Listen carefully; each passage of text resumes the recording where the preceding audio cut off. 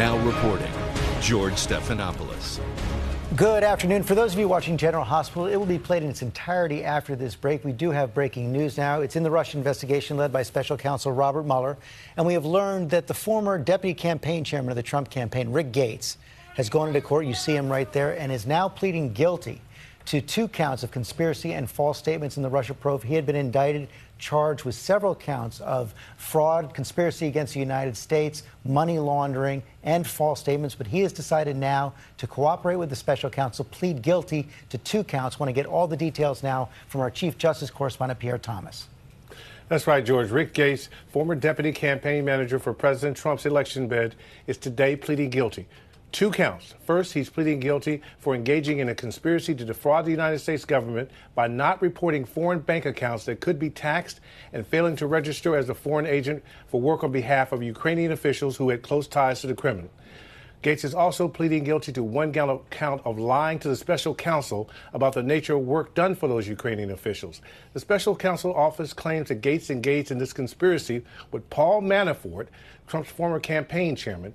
Manafort has pleaded not guilty, but now one of his principal business partners is set to be a cooperating witness for the special counsel, something that could have enormous implications for Manafort. And Pierre, under the dozens of charges he was facing before today's plea agreement, he could have faced years and years in prison. What should he expect now? Well, he faced at least up to 20 years in prison under some of those previous charges. But by our calculations, he's looking at somewhere a maximum of between 4 and 7 years in prison, George. But that's the maximum. That's not necessarily the recommendation of the special counsel, Robert Mueller. Exactly. We expect that he's going to cooperate, George, and that could get him much more lenient time as well. Okay, Pierre, thanks very much. I want to bring in our chief legal analyst, Dan Abrams, right now. The big question with this agreement, what did he give to Robert Mueller to get it? That's right, because they wouldn't have made this deal unless they felt Gates had something very important to offer them. And some people are saying out there, well, you know, this is so they can help get Manafort, right, his former boss. But Mueller already had Manafort. Right. And so Mueller may not have needed Gates for Manafort. So that's what leads to the really interesting question, which is what else might Gates be able to offer? He was there leading up to the election. He was there during the transition.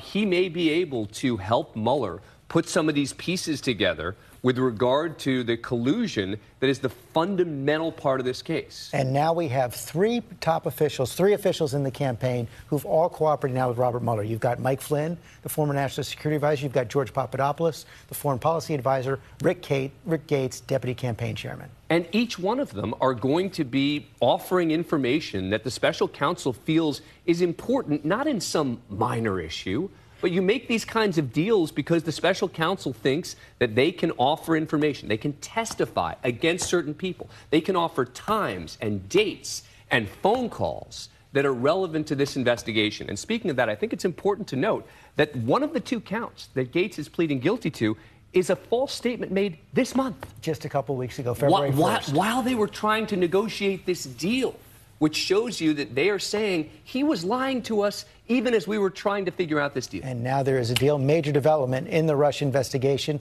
Much more tonight on World News with David Muir. Have a good afternoon. This has been a special report from ABC News.